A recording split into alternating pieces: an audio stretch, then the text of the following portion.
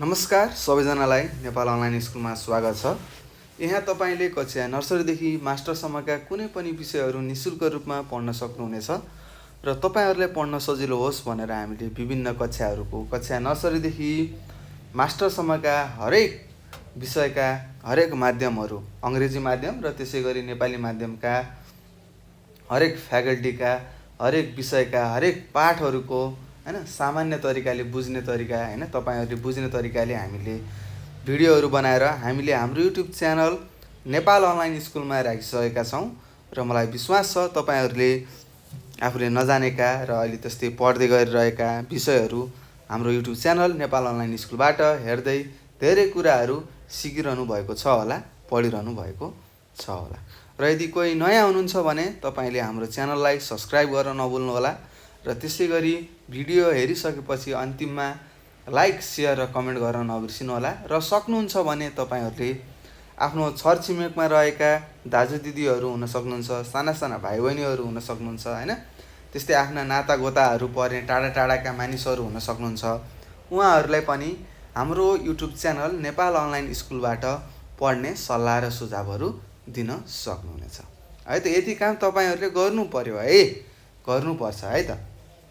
र त्यसैगरी तपाईहरुलाई सूचना छ एउटा, हाम्रो यो च्यानलले हैन हाम्रो यो संस्थाले नेपाल अनलाइन स्कुल भन्ने एउटा संस्थाले के गरिरहेको छ त अहिले लोकसेवाका कक्षाहरू सञ्चालन गरिरहेको छ।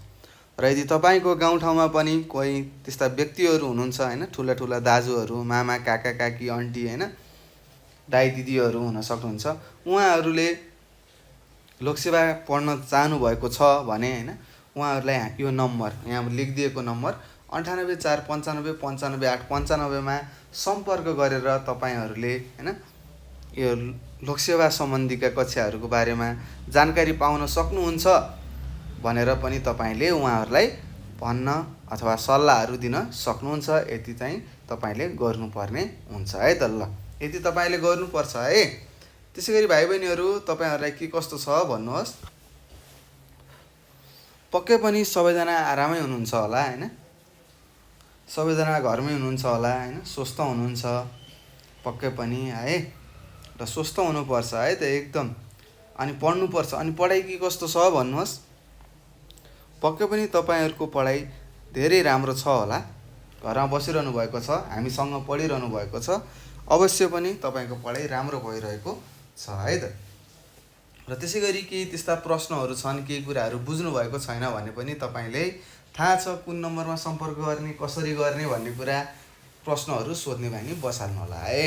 र त्यसैगरी भाइ बहिनीहरू हामी यो कक्षा 5 मा रहेको मेरो विज्ञान, स्वास्थ्य तथा शारीरिक शिक्षा भन्ने तपाईको विषय छ, त्यसकोमा रहेको हामीले यो अन्तिम खण्डमा रहेको शारीरिक शिक्षा भन्ने खण्ड पढिरहेका छौं र त्यसको आज हामी पाठ 11 पढ्न जाँदै छौं है त।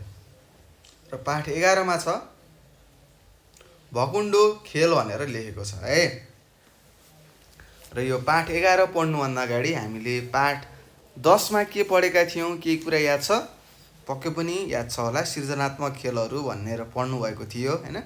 कथानक र अभिनय गरेर पनि खेल्न सकिन्छ भनेर तपाईले बुझिसक्नु भएको छ होला र घरमा पनि तपाईहरुले यी कुराहरू हैन, यहाँ कथाका खेलहरू भए, त्यस्तै अरूको अभिनय गरेर नाटक गरेर खेलिने खेलहरू पनि सिकिसक्नु भएको छ होला, घरमा अभ्यास पनि गरिसक्नु भएको छ होला, धेरै कुराहरू तपाईले जानिसक्नु भएको छ है त।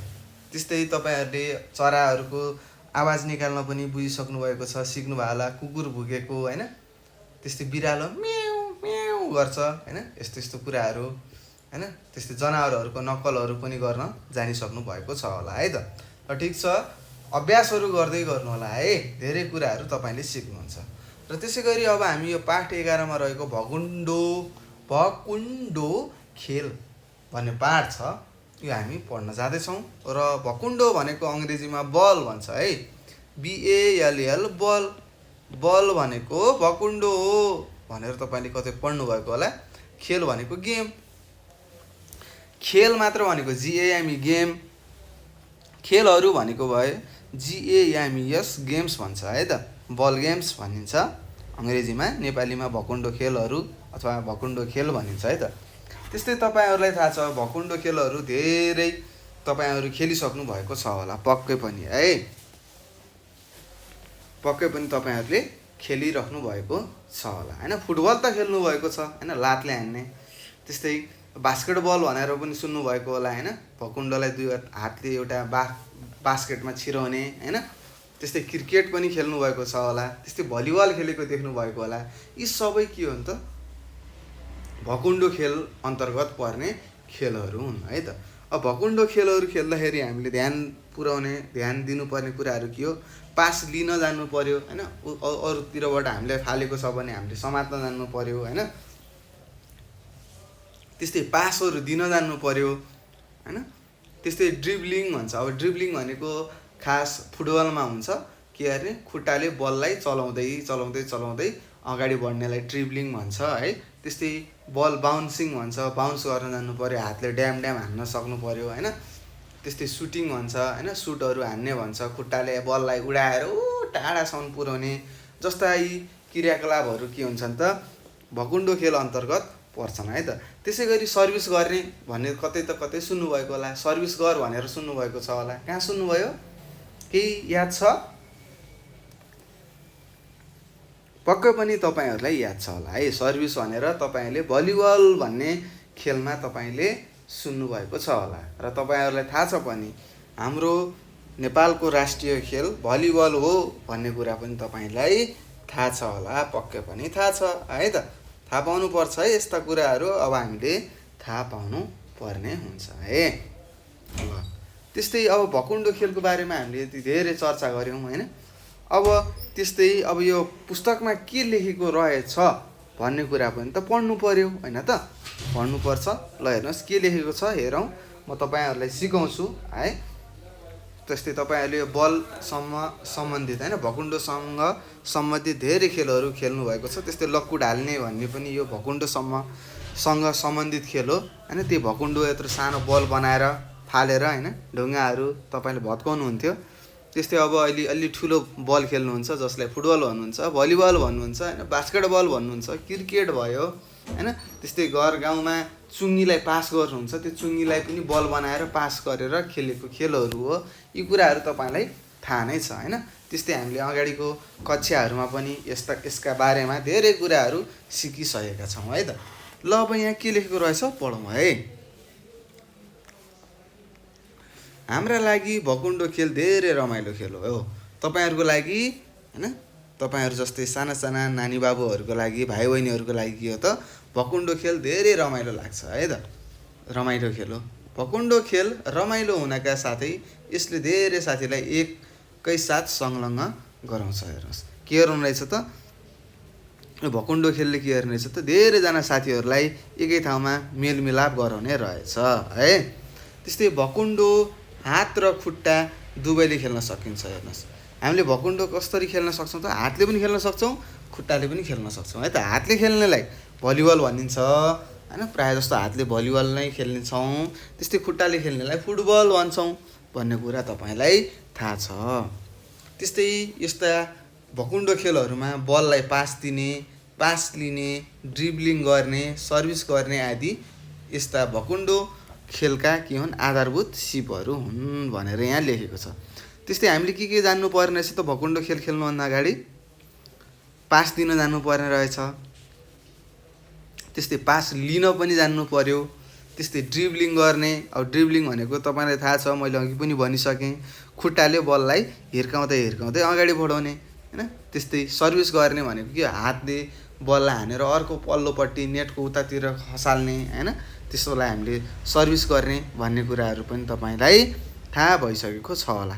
हो यस्ता यी सिपहरु के रहेछन् त यो भकुण्डो खेलको के रहेछन् त आधारभूत सिपहरु रहेछन् भन्ने कुरा तपाईले बुझ्नु पर्ने हुन्छ है त।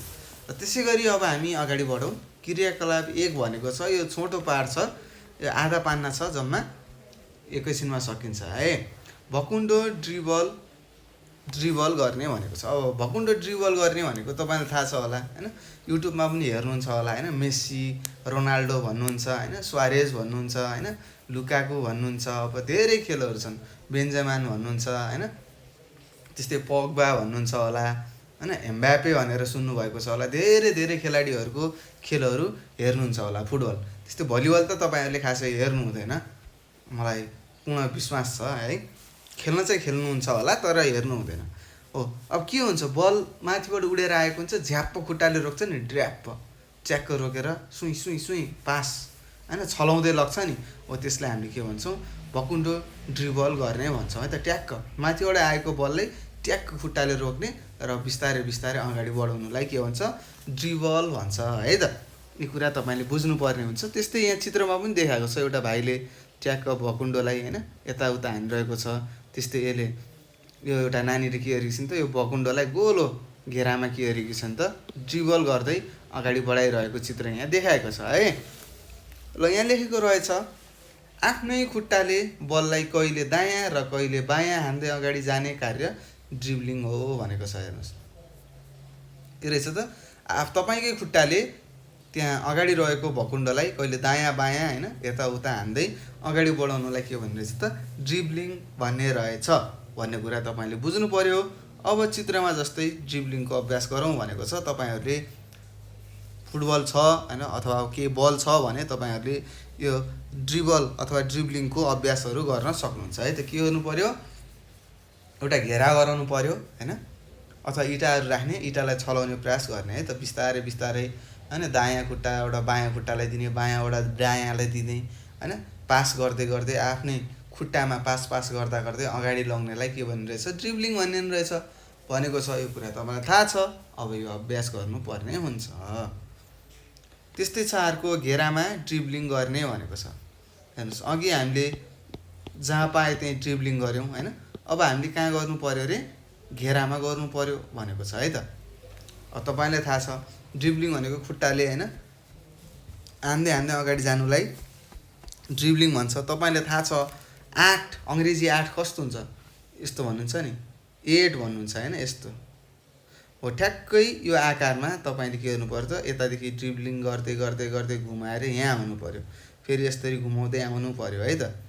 यसरी तपाईँले के गर्नु पर्यो त, अभ्यास गर्नु पर्यो भन्ने कुरा तपाईँले बुझ्नुपर्ने हुन्छ है त। ल यति अभ्यास गर्नु होला है गोलो घेरामा।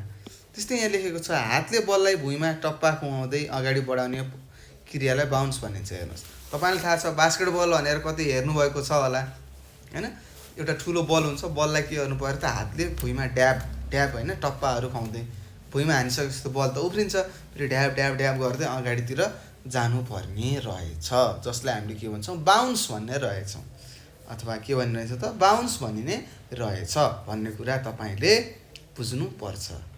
त्यस्तै चित्रमा जस्तै बाउन्स गरेर अङ्ग्रेजीको 8 बनाउने भनेको छ।